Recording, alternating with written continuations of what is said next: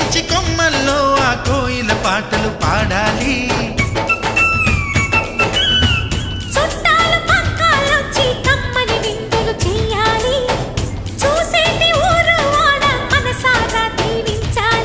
నలుగురు కలిసి చేతులు కలిపి మన కలలన్నీ పండించాలి.